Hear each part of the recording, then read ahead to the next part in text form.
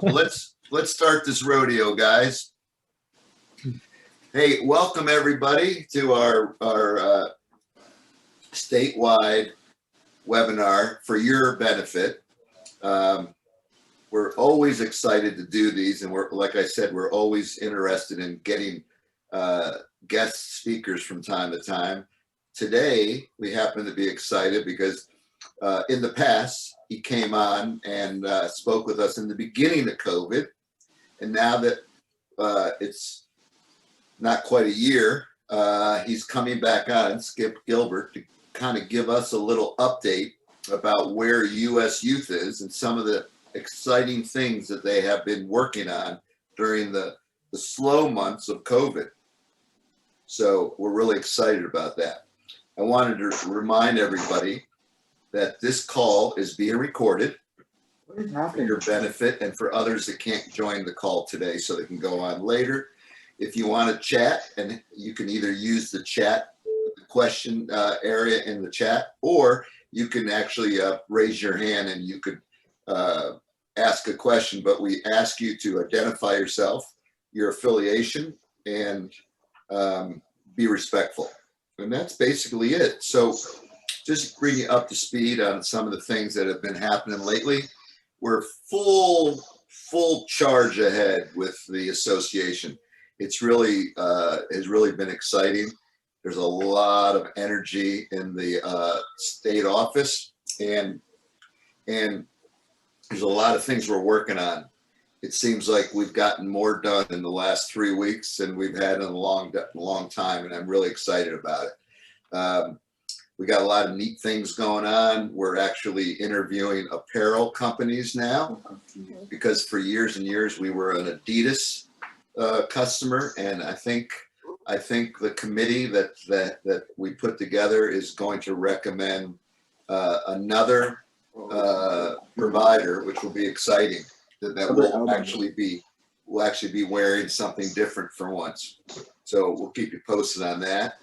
And for the club leaders that are also looking to change in the near future, you can always call us or email me or whatever, because I can give you the up-to-date information about what we found with the competitors out there other than Adidas. Rec committee, full force ahead.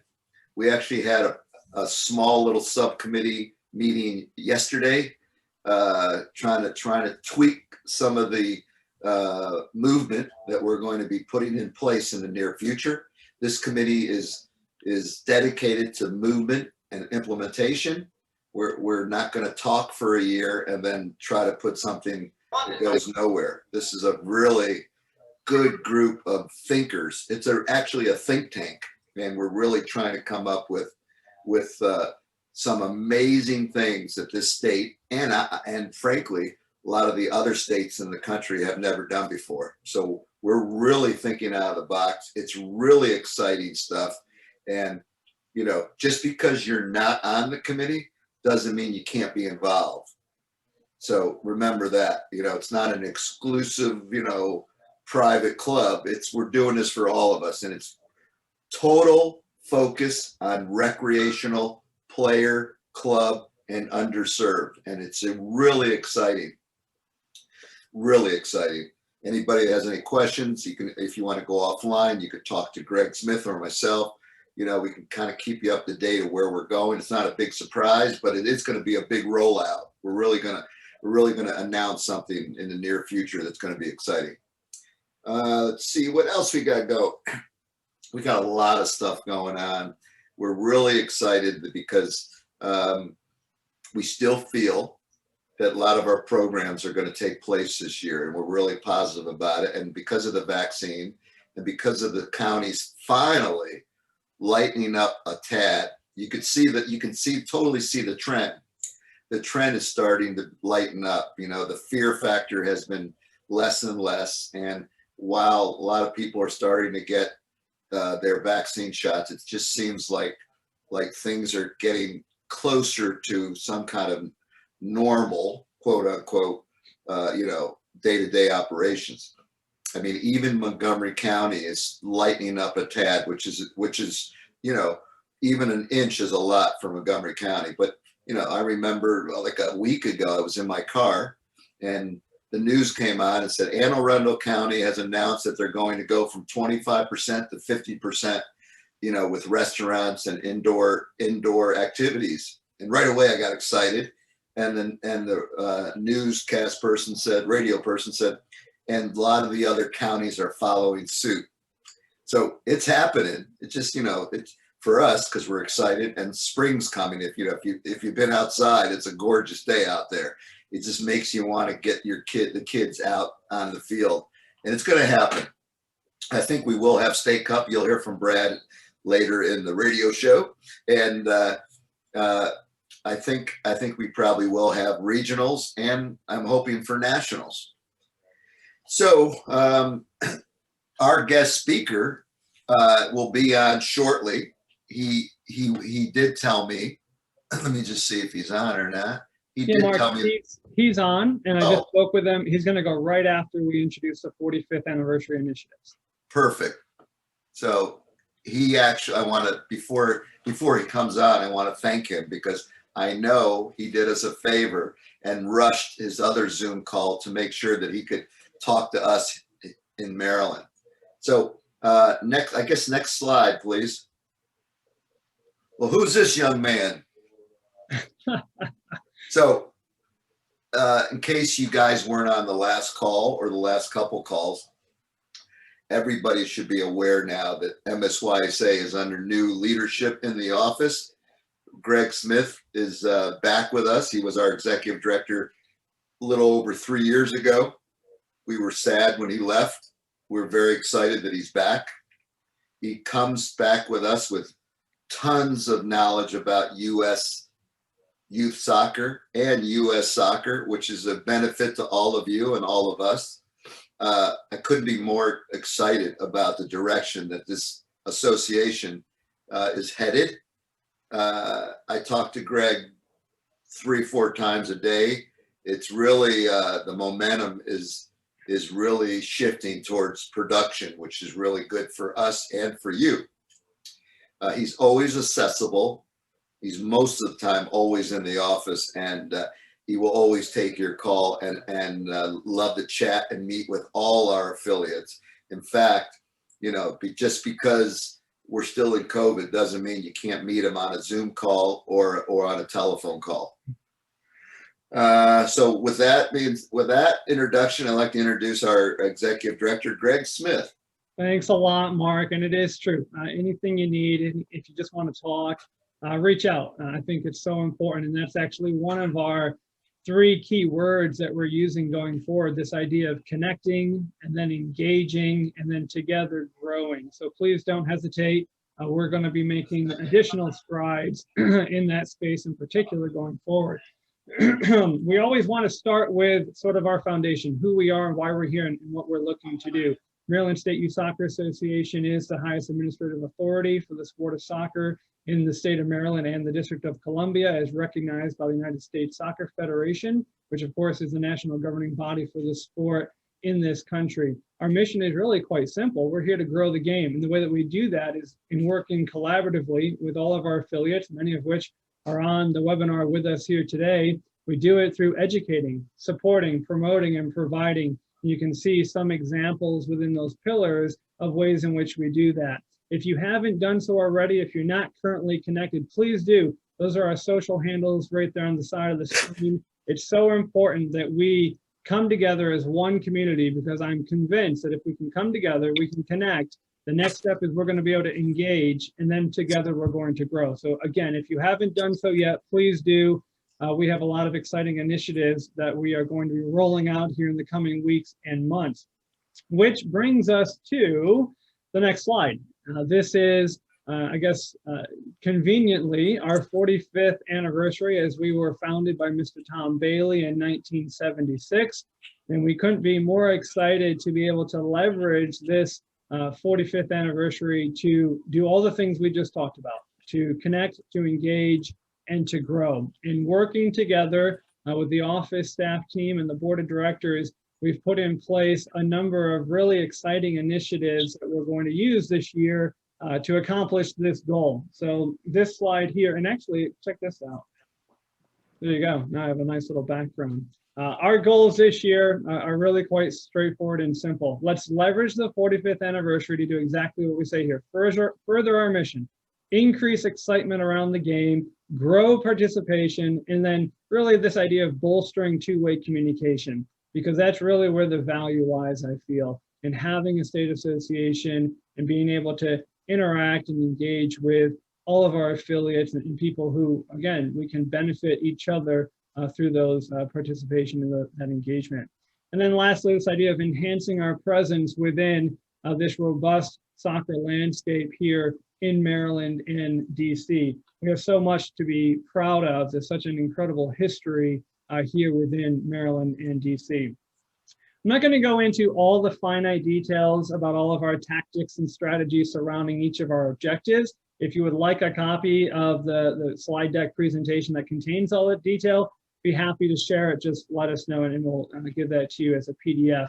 But you can see here some of our objectives. We want to increase the amount of people who are connected with us through our social channels. And so you can see there when this slide was created, the different account totals within our Twitter, Facebook, and Instagram. And our goal is to have all of them at least at 4,500. So you can get the sense of what this 45 is all about. We kept that theme throughout. So can we grow in working together to have the followers and that connection be at about 4,500 on each of those mediums? This idea of growing player registrations, player participation by 4.5%. Based on our total registrations of what we would normally have, that's about 2,700 additional players. Some might say that's a little bold, that might be a little bit difficult to achieve, especially in this environment, but I say it's absolutely doable. And we're going to do it by working together through some exciting initiatives as far as programming that are coming out. Mark briefly touched on some grassroots initiatives for underserved communities and under-resourced communities, and you'll be hearing more about that as we move forward. We are committed to going out into fundraising and finding $45,000 through companies, through people who are soccer enthusiasts who want to help and who want to partner with the Maryland State Youth Soccer Association to reinvest those dollars to growing the game here within our jurisdiction.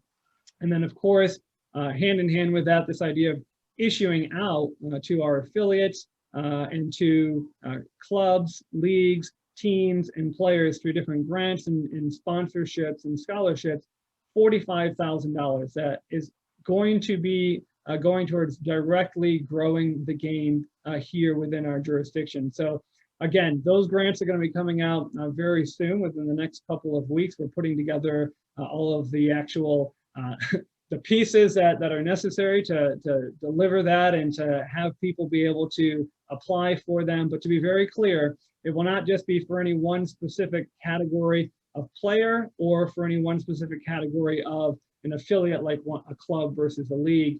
We're going to do everything in our power to make sure that that sum is allocated for all the different categories that surround the total ecosystem, if you will, of soccer here in Maryland and in DC.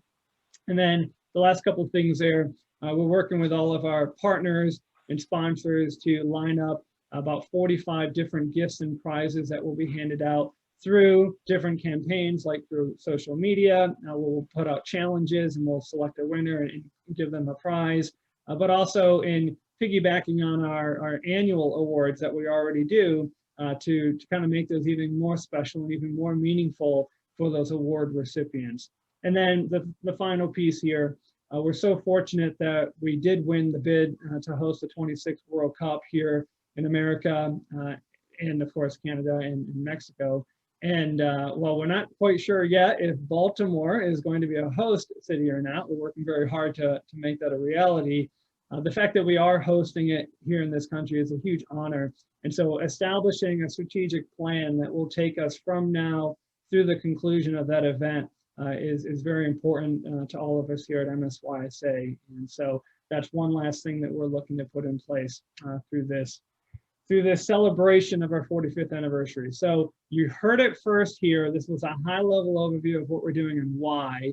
We will be issuing out publicly through our website, social media, and a press release to the public at large this afternoon at, I think, 1 o'clock. That's set to go out. So if you do have any questions, or if you want to learn more, you can check that out or just contact us directly. But to echo Mark, we could not be more excited about where things stand today and about where we are going together. And again, we're going to connect, engage, and we're going to grow. So I hope you're excited as well. Thank you, Greg. Yes. Next slide, please. Yep, we'll go straight to Skip. Well, look at this picture, by the way, was 20 years ago, but so anyway, our guest today, we're very happy to have Skip on board with us to kind of give us just current updates and some of the things that they've been working on during the COVID crisis and where we're going from here, and some benefits and resources that we can chat about, that why USYS Soccer and MSYSA is working hand in hand to help all their affiliates. So Skip, appreciate you coming on today. Mark, thank you very much. Appreciate the invitation. And Greg, again, congratulations.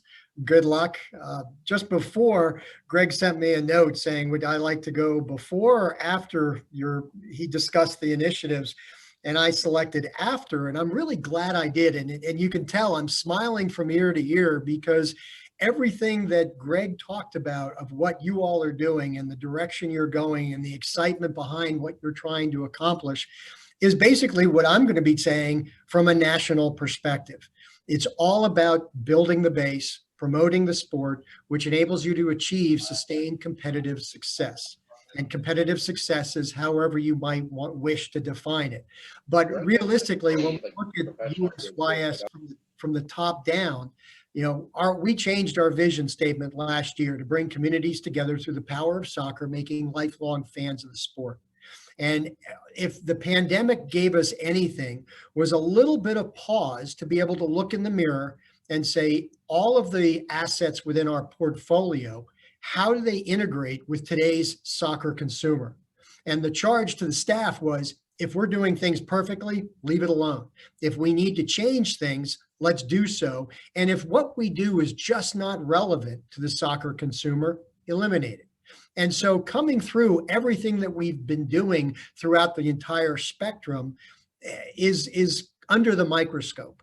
And so if you look, and I'll go kind of top down from the top of the pyramid, which I'd prefer to really always be at the base of the pyramid, because that's where the excitement happens. But, at the top of the pyramid, we have our national championships, and we're looking at really the structure of what those championships are and what we can do to enhance it beginning in 2022.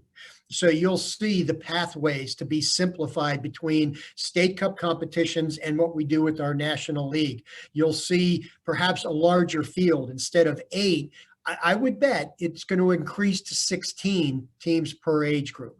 Same sort of rationale with our President's Cup. What are we doing, and what can we do to make those two competitions, well, I guess it's the right weekend to say the Super Bowl of what we do. And so we're moving forward with that, and we're moving forward very quickly.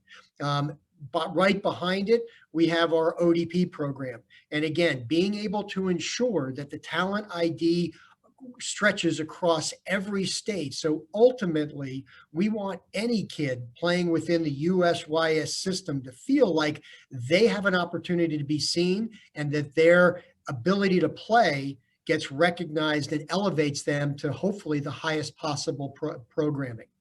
Our National League has been around for, I think it's now 14 years or so. But again, we have 80,000 kids playing within the National League, across 13 conferences, and a lot of the teams in Maryland are playing right there in there. So, again, a lot of excitement coming in behind the National League and how it's going to integrate within our relationships with the GA and with MLS next. So more news to come on that front, probably as we get a little bit further into the spring. But our negotiations with MLS to ensure that all of the players within the USYS system get seen are certainly ongoing. And then from there, as we get farther down into the pyramid, this is really where the growth comes from. And one of the things that I had said early on when I joined USYS a year ago was that I just hate the term recreational player. And the reason is because the word just is usually preceding, oh, he's just a rec player, she's just a rec player. And what that does is potentially make them always compare themselves to the kids that are playing elite, the kids that are playing travel.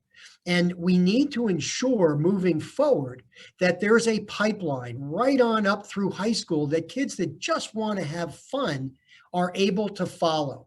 And it happens in some states, but not all. But we want to make sure that those kids feel like there's something. And so we're launching this year something called League America. And League America is basically just a designation for any rec league or any rec team within our system. And so now, instead of I'm just a rec player, well, I play for League America. And quite frankly, that will ultimately become the largest youth soccer league in the world. So again, it's the philosophy of being able to support those players, and how can we bring more rec teams, more rec institutions in under the USYS umbrella to be able to build the base, grow the sport, and achieve sustained competitive success. So I'll take a pause on that for a second, because I'll also kind of introduce a little philosophy for me, which sometimes counters where we go. One is I'm a firm believer in multi-sport play up until about the age of 12, when you really start to naturally go in.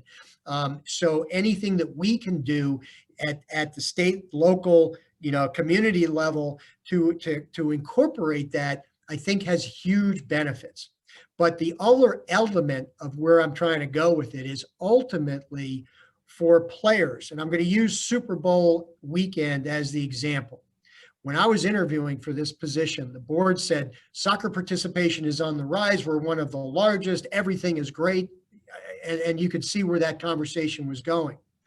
And my point back was, yes, to a point. This weekend coming up now, the Super Bowl is going to be played, and 108 million Americans are going to watch it on TV. I would bet a good number of them have no idea what teams are playing this weekend. But they're going to tune in because football is part of the cultural fabric of our society. When you look at soccer, 14 million Americans watched the Women's World Cup, 12 million watched the men's, many less watched MLS. The point being is that we constantly have to be doing things to ensure that players that come through our system embrace the game for the rest of their lives. And that's where soccer becomes part of the cultural fabric of this country. And I cringe when I talk to players who say, I can't wait to become a pro. I want to play for Man United or Barcelona. And it's not because I don't think that they're good enough to play, but in order for the cultural icon to be soccer in this country, players have to want to play for DC United. They have to want to play for FC Dallas. They have to feel like soccer is at the pinnacle point of their career in the United States, because then it truly mirrors football, baseball, basketball, and what those sports are going through. So as we move forward, one of the big support mechanisms is League America, but also we're going to be launching this month USYS University. We've partnered with Mojo, and if you haven't seen Mojo, take a look at them. A bunch of Disney execs, they partnered with LAFC, and they're bringing these 1-minute coaching vignettes so the coaches that are really there, that are the volunteers, that are often the first coaches that players ever see in the sport of soccer, are given some great content to be able to translate into on-field learning.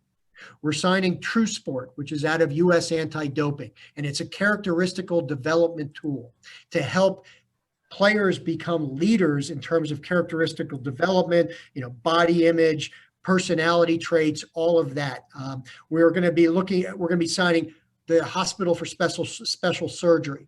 They're bringing a whole orthopedic council into our sport. They're going to be able to talk about the health and wellness of your musculoskeletal system, so that really you can look to see what you should do to stay healthy before you have that catastrophic injury. And the last one, which I think is most important coming out of the pandemic world, is Vibrant.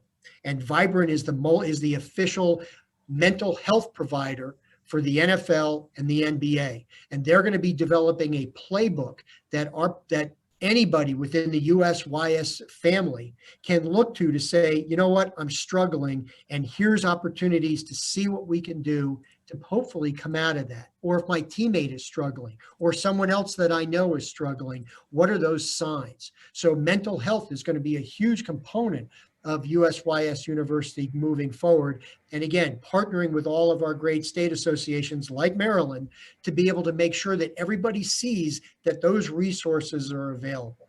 And then the last thing, which is really designed more for the states, is as the kind of the national office, we also want to create very dynamic resources that the states can embrace, that will potentially take some of the pressure off the business disciplines so that they can use those resources to look outward, to grow the sport, to develop even better and stronger partnerships out in the marketplace, to get more kids involved, playing as much as they can, to be able to make soccer their lifelong game for life. So that being said, you know, in a short few minutes, there's a lot going on in soccer. We're just chomping at the bit for the pandemic to truly go away within all of our states so that we can eventually, instead of sitting around at Zooms, we can get out and meet you all out on the field, shake your hands and say, thank you for doing what you're doing.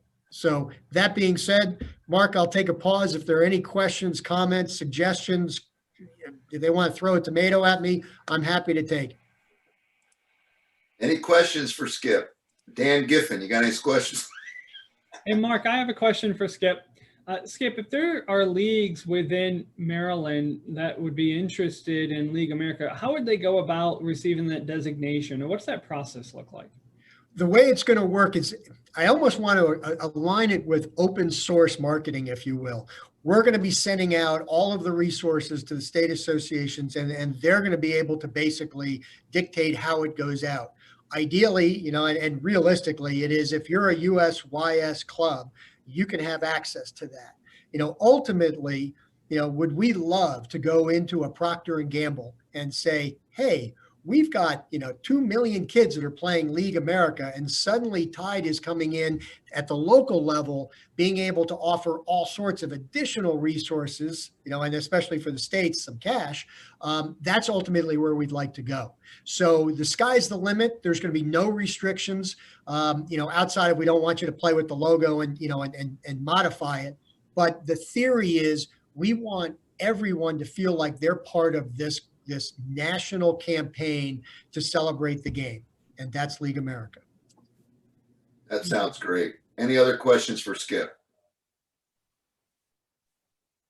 Well, Skip, I think you've done it. You've found a way to give us information that is resonating with all our friends and staff and board members and affiliates.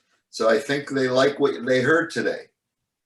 We really, listen, all kidding aside, we really do appreciate you coming on, because we know you're extremely busy working on all these benefits for the affiliates, and we're happy that you rushed your other Zoom call to get on our Zoom call to give us some great information.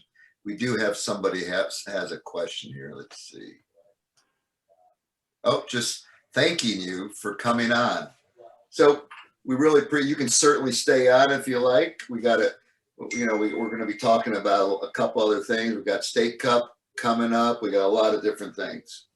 Well, perfect. I'd love to stay, but unfortunately, as I'd mentioned earlier, we're doing some dealings with MLS, and I've got a call in a couple of minutes with our legal team. So that's going to be, it's not as fun as being here. But again, Mark and Greg, thank you very much for the invitation. I wish you all the best. I hope the pandemic completely gets, you know, kind of put aside, and we can all get back to doing what we want to do on the field of play. So thank you to all of you on the call for what you do. And I hope to meet you at some point on some field in the future. Thanks, Skip. Have a great day. Be safe. We'll talk to you soon. Perfect. Thanks, Mark. Thanks, Greg. See you guys. Okay. So this smiling face on the screen now, everybody knows, is our hardworking State Cup and President's Cup director. I say it every meeting, and I really mean it. I mean, I don't know how this state could actually do the work that he does on a daily basis to pull this stuff off. It's actually much tougher now than it was before COVID, because he's got to change things, reschedule things. He's pulling his hair out. He's got different counties with different regulations, but it's for some reason, because he is who he is, he's getting it done. Brad Roos, our Cups director. Thanks, Mark. So I'm trying to keep this as brief as possible. The first thing I want to say is we are lucky from the U.S. Youth Organization to have Skip Gilbert. He's not on the phone now, so I don't need to butter him up that way. But I will say he's a visionary. He's forward thinking. He's willing to look outside of the box. And so I think that we're lucky as an organization to have him at the top. There is a lot of moving parts. We've said this at every call, and I want people have been awesome as far as being patient and trying to work with us. We are still trying to have the 15U through 18U both play in games and the round of 16 games the weekend of February 20th and 21st. The idea there is that teams are able to host if they can get a couple of different things. One, they can secure an artificial turf field. Two, they can get a time block of 4 hours, which allows us to have 2 games there for referee coverage. And we at MSYSA, we've also done our part. We've found fields in about 5 or 6 different areas of the state that we can actually schedule games there. Now, here's the rub. It all depends upon if state and local restrictions allow us to play the weekend of February 20th and 21st. Some, like Mark said earlier, Anne Arundel can play. Baltimore County just came up with new restrictions that allow them to play.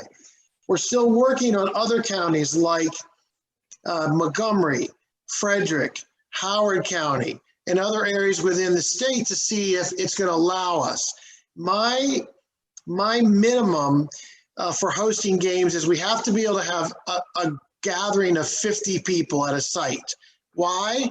We need to have enough space for the teams, the referees, and the team administrators to be present at the field or at the game site.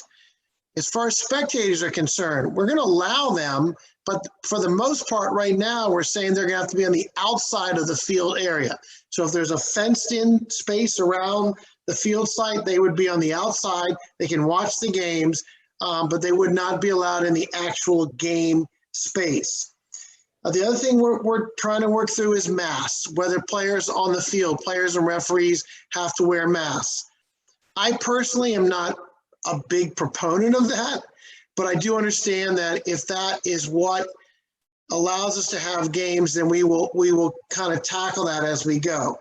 I can tell you personally, I, as the State Cup President Cup Director, am not going to force teams to play games if they are uncomfortable with wearing masks on the field. What is the alternatives? Well, really, we've got time between now and the end of April to get these games in. So I will allow the teams to go back and see if it's possible for them to come up with a date that matches, and we can schedule the games as we're doing on the weekend of February 20th and 21st. So there's a lot of moving parts. There's a lot of communication.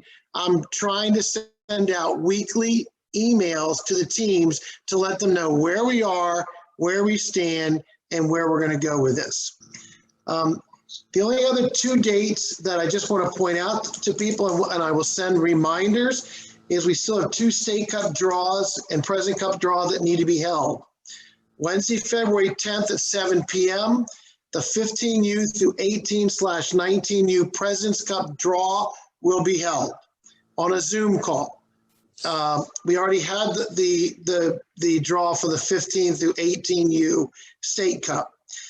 In addition, Saturday, February 13th at 1 o'clock, both the State Cup and the President's Cup draw for the 12U through 14U will be held. Again, I'll send a reminder out to everybody reminding them.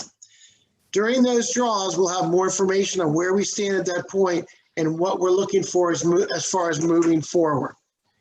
But again, I appreciate everyone's flexibility, and I appreciate everybody kind of working with this fluid situation.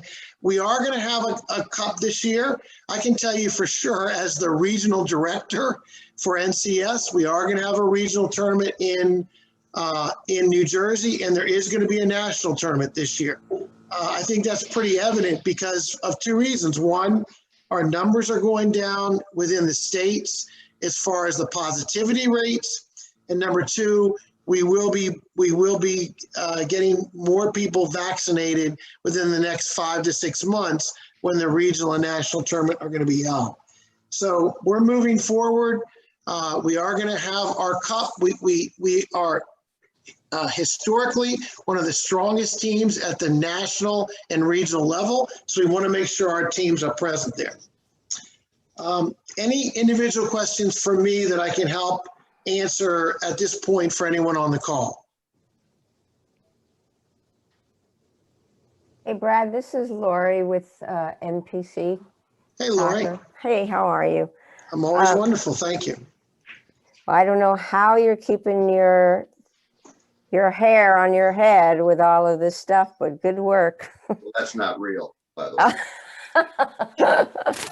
You know, I'm new to State Cup, so I'm sorry if it's a very elementary question.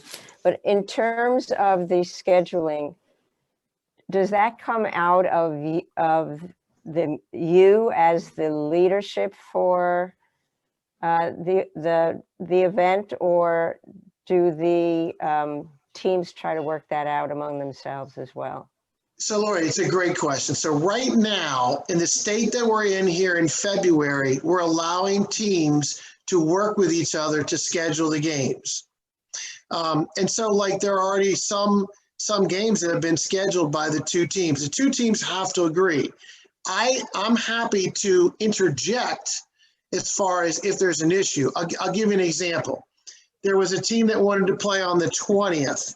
But that's the same day as ODP friendly for boys in Williamsburg. So we talked to the two teams. We're able to find them a slot on the 21st. I will be scheduling games at the sites that MSYSA has secured using the scheduling consideration forms that people fill out on the MSYSA State Cup and President's Cup website. For all games, we will schedule the referees through our state administrator for referees. So we will take care of that. When we get to the April matches, Lori, which for the older kids would start the quarterfinal round, but for the younger kids, 12 through 14, would start with the play-in and the round of 16. I go ahead and schedule those, but those are based upon, again, on the scheduling consideration forms that teams fill out. So I hope that answered it, your question. Yes, it does. Thank you. Okay, thanks. Thanks, Mary. Thanks, Brad. Any other questions? That was it. That's a good one. I mean, I think that it's important that everybody understands kind of where we are and where we're going to go with this. Okay, thank you all. Thanks. Hey, so before I bring on our director of coaching, I just wanted to mention something because I don't want to forget. You know, every time we have these webinars, I see a lot of the same affiliates on, you know, and it is exciting for me because there's either two reasons. One, you're bored as hell, or two, you're getting a lot out of these webinars. And I hope the latter is the really reason, because we do this for you guys, and it really is exciting to see a lot of our new friends that we met over the months that constantly get on and listen to our information and contribute. And you know, it makes it worthwhile for us to continue these webinars, because if you guys are constantly on it, then then you're getting something out of it, and that means a lot to us. So next, Mark, yes. real quick. I would also have a suggestion, because you're right, we have a lot of the same people, and I think they are getting a lot out of it. But my suggestion is, if any of you from the different clubs talk to other club administrators, remind them about this. Let them know that we're doing this. So we need your help to kind of promote this, to let people know how much information is going out. And this is a great place for them to get all their questions answered. So I think, Mark, we need to use the people on the line that we get every week to try to get them to help us recruit new people. Yeah, I think it's a great idea. So I guess Brad, the Cups director, is directly challenging you guys on this call to make this next call double what we have now. Right now, we have 33 people on the call. Let's shoot for 50. I know Dan Giffen's good for at least 10. I was about to say, you're asking me to have to talk? Oh my gosh, come on. I just had a quick question. I put a note in the chat for Brad about cup competitions and credits. I was not clear, I'm just going to use only for one example. We had teams last year that I believe paid, but I'm not sure because they have not gotten back to me as the point of contact. So is there a way that you're going to alert each affiliate if they haven't? That's what I thought I saw in the email, but I just want to make sure, because there were some credits, I guess, that we may have had, although this may be on all. Yeah. So Dan, great question. Awesome question. So this is the way it's working. We're allowing teams to register without paying this year. What we're going to do at the end, Dan, when all the deadlines have passed, is we're going to send out to all the clubs an invoice that will include the credit that your club has. Okay. Now here's the only caveat to Dan, and that is, let's say that Albany registers 6 teams in State Cup, President's Cup. Okay. And you have a credit last year of 5. Here's the only caveat that we really can't do. And that is, you as a club have got to find out, and we'll tell you what the teams were that got the credit from last year, but you may have to get money from some teams back to you. And you may have to credit or give some money back to some teams if they haven't signed up. So there is some work that the clubs are going to have to do to kind of reconcile the amount that we sell you that we owe. We either owe you back or you owe us back, depending upon the credits. Yeah, I got you. It's just like the NCSL, except a heck of a lot easier. Yeah. Okay. Brad, you said it was an awesome question. I thought it was an average question. Well, that's why Dan likes me more than you, to be honest. Yeah, there you go. Here's a question from Sean Maslin. He said, what can we do to help the State Cup on social media to spread the word? Well, we actually have social media coming from the state office. So maybe Sean thinks that we need to do more. Is that Greg, you want to answer that? Yeah, so Sean, that's a good question. And let me tell you what, Sean Maslin has been doing a phenomenal job as far as social media and marketing for Bethesda. I just wanted to point that out to everybody. But Sean, what I would say is, and I think Brandon is on the call, is you and Brandon from the MSYSA office should get together. And if Brandon's not on, I'll make sure he contacts you to see what you guys can do to work together as far as sending out the messaging to the state regarding State Cup and President's Cup. It's a great idea. We probably need to do more of that. And maybe based upon that call, Mark, maybe we should have Brandon put together a Zoom call with all of the people within Maryland that are working with marketing and social media for the individual clubs, so they can come up with more of a more of a global look at marketing social media within Maryland and MSYSA. So maybe we can task Brandon to put something together with that. Hey, Brad, thanks. That's really good. And we will certainly work with Brendan here in the office to move forward with that. But I would just say, Sean, and all the other affiliates who are on, in the interim, again, like we started with, please do, if you're not currently following, connect with us in that way. And as we push content out, just go ahead and retweet it, like it, share it with all of your contacts, because that would be immensely helpful.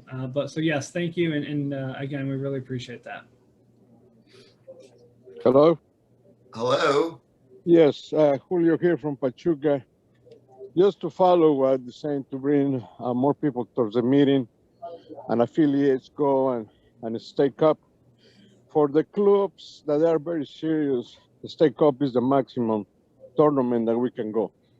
And every single club and team dreaming to go and win the cup. This has been for decades now. The problem that I see in my area right now is way too many clubs, way too many, not even clubs, teams, that probably they don't even know that the State Cup exists.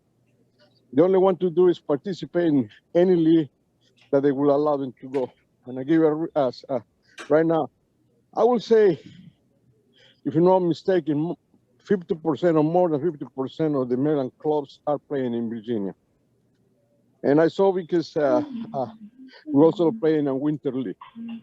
And I was so surprised at how many leagues Virginia right now, COVID and restrictions on Maryland, are playing right there. But talking with some of them, I don't even know who they were. Oh yeah, we're from Maryland. How many? Oh, we're not a club, we're just a team. And you guys know about this? No, we don't know. They don't care. So we're asking to bring these affiliates to go and come to the meetings. They probably don't even know that exists the meetings. So I think this is a problem to connect all of these teams and the small clubs. Like mine, I'm getting smaller and smaller by the minute, but we're here. So the serious clubs that they've been for decades here, they're the ones who represent Maryland. So we need to do something. I think we need to, every time that somebody registers, or somebody has to go to see the numbers, how many teams they have, or how big is the club, and somebody in MSYS had to reach them and say, hey, listen, buddy, you guys need to be here. This is important information. So that's my 2 cents that I see. Julio, thanks for that comment. I mean, it's a problem to reach everybody, and it's an ongoing issue because clubs and teams and affiliates and leadership change all the time, and it's always $5, right? And he said yeah. Make sure everybody that you mute your webinar so that we can keep moving along. So the office is well aware. It's actually in the top of the heap as far as creating a master contact list to try to reach everybody, because we do know that we're not reaching, for some reason or another. Some of these constant contact emails and other things are just not getting to the right people. The other issue is, as far as webinars go, is that we do this on a Friday, and it's a lot of people are back to work, and it is difficult to get out a webinar during the day if you're working for somebody. So, that's another thing we can consider as far as webinars go, is maybe change the time. We talked about this months ago, and we even actually sent out a little survey, and it seemed like for the people that are on this call every other week, basically the 35 to 40 people that come on liked it during the day. But I wonder if we change the time to an early evening, like a 6 o'clock, 6 to 7 format, if we would be able to reach more people. I don't know. We could try it once if it's successful. But I think what Brad said originally is that we probably have to like get people you know, the affiliates need to really like get the word out and let everybody know. That's my 2 cents. Anybody have any follow up to that? If not, then I know that he's been waiting for a long time. You could see the smile on his face. Our director of coaching, Alan Lydier. Maybe he fell asleep if he was waiting so long. Alan, you're either on mute or you stepped away from your office. I can see him talking, but we don't hear anything. Let's move to the next slide.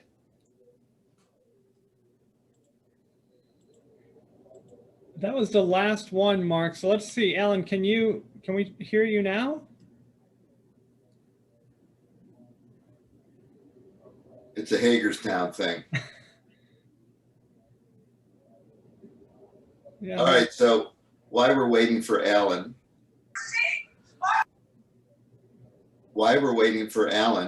does anybody have any questions? Anything you want to bring up that we can talk about?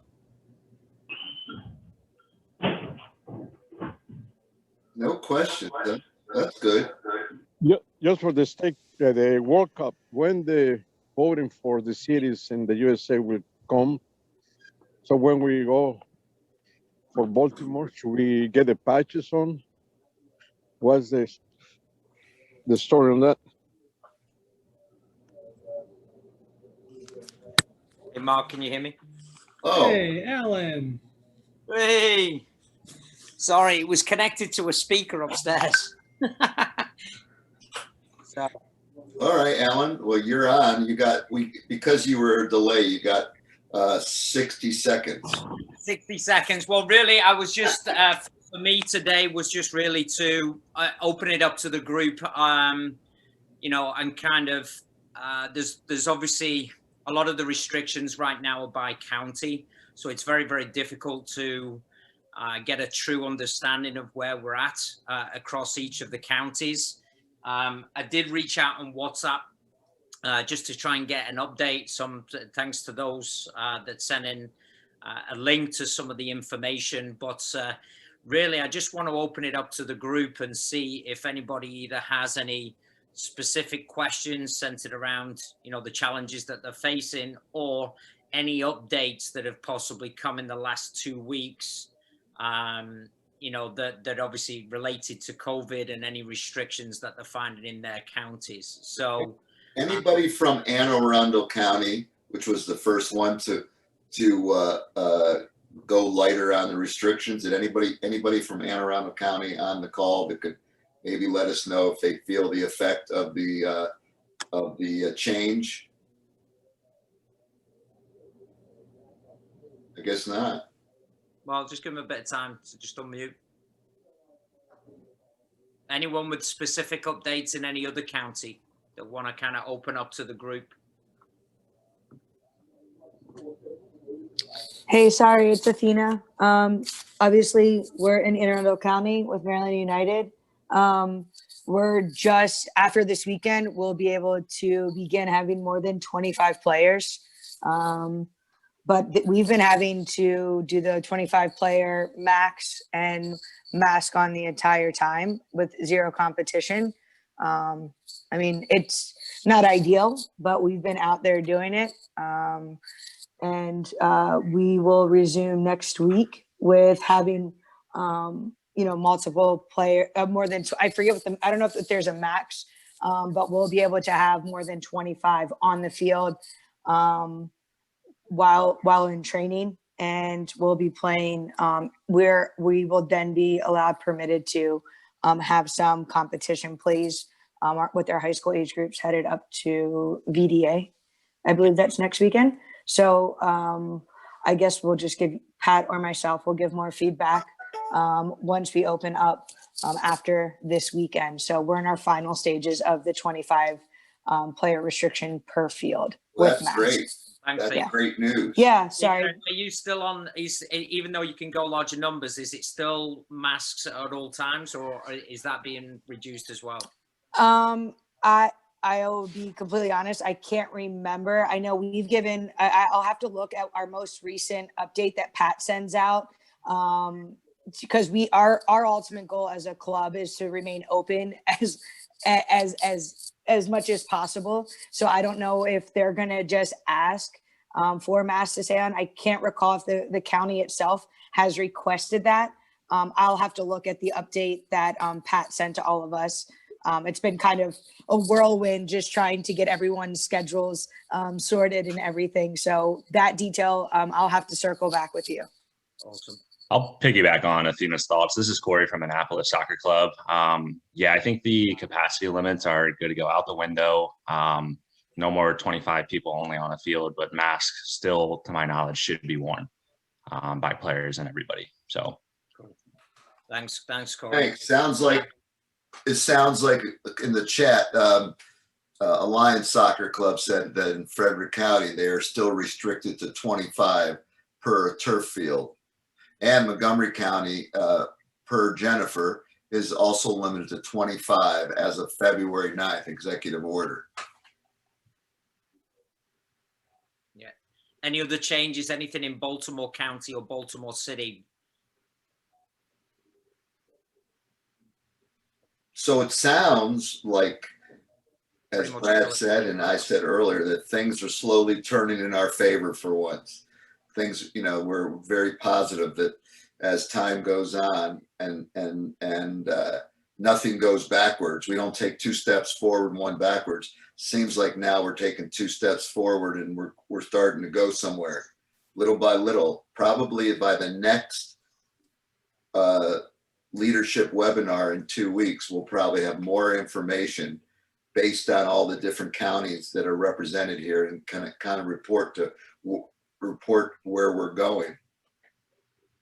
Jennifer had another question. She joined late, just wanted to know what was happening with the State Cup playing games scheduled for February 20th and 21st.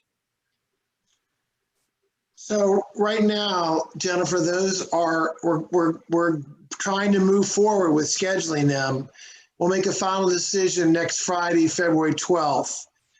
Depending upon the restrictions and the guidelines we have to use. And if that occurs, then I'll send out another email kind of alerting to you what the next step is. The one thing about the restrictions that, are almost going to have to change in the next couple weeks is that Maryland is scheduled to have a fall high school season starting on February 13th. For a lot of the counties, but I know Montgomery County has pushed it back to start February 27th. They can't have a season or a program without the limitations or restrictions going up. So I'm expecting fairly soon that we're going to see some movement, Mark, in some of the other counties, just because they really can't have high school sports without it. Right. And we have a hand up. First of all, I want to say one thing. Our board member, Sean Fleming, one of our favorite go-to board members that's always willing to help out the state association, had surgery last week, and we wish him a speedy recovery, and hopefully you won't be hobbling any longer. But go ahead, take your mute off and ask your question. There you go. For me? Yes. Well, thank you, Mark, for pointing that out. I don't really have a question, though. Oh, your hand was up. Oh, okay. Sorry, I pressed the wrong thing. You were just waving. That's what you were doing. Well, anyway, we're glad that you're on the webinar, and it's good to see your face. I'm glad you're recovering. Great. Thank you. All right. Anybody else have any questions? Okay. I guess if I have one. Who is this? This would be Mr. Giffen. Yeah, Oh. I've got to get my 3 questions in, or comments. So I know Montgomery County sent something out the other day. So I'm just curious. I know, like, our How are they identifying like a whole field? I mean, if it's like you get a turf field, like say, I'll just pick a random high school like Paint Branch. Is there a way that you can split that in two? Does anybody know on that? Brad, you probably know. Yeah, Dan, no, they are saying 25 to a field, a whole field. That's right. And Okay. and the only reason I know that is the security guard came out to one of Bethesda's fields and told some kids they had to leave because they were over 25. Now, some jurisdictions, I know for FC Frederick, they were able to get in Frederick them to count a 25 for just a half of the field. So I guess it depends on the jurisdiction, but I know in Montgomery, it's 25 for the entire field. Yeah, exactly. All right, get your fingers on your mouth, Dan. You look like you're nervous now. Any other questions? If not, I guess you guys do your homework and try to get other affiliates to come on to our webinar, leadership webinar in 2 weeks, and see if we can move the 35 to 50. That's our challenge. No, we're going to go 35 to 45 to keep with the theme of the 45th year of MSYSA. So we're going to root for 40. We're going to root for 45. Hey, Mark. Yes, sir. Right before Alan went on, Julio was asking about the World Cup patches. Did someone want to answer that? I think we answered that in the I think a couple of weeks ago, maybe a couple of calls prior. The patches will not be distributed until they know that they will be hosting. So I believe obviously once they, because they're still in the bid process, they don't want to, to pass them out until they officially know if they're going to be hosting or not. So I believe that was the answer to that situation, because I think that's coming from the organization, that they're obviously hosting the bids. So it's Baltimore, not DC, I believe. Thank you, Alan. Coach, my bad. I thought it already was bid. So when is the bid, Coach? I think they just announced something. Yeah, it's supposed to be by the end of the year. They're going to be coming and doing a site visit, hopefully within the next month or two. But again, it's really dependent on COVID. So, but I believe their plan is to have everything tidied up and selected by the end of this calendar year.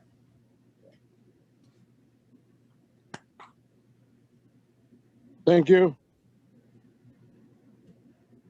All righty. Thanks, guys. Any other questions, final thoughts? Appreciate everybody jumping on the call. Hope to see everybody in 2 weeks. Feel free, if you do get any updates on COVID, always share it to the WhatsApp group. Appreciate everybody's time. Talk to you soon.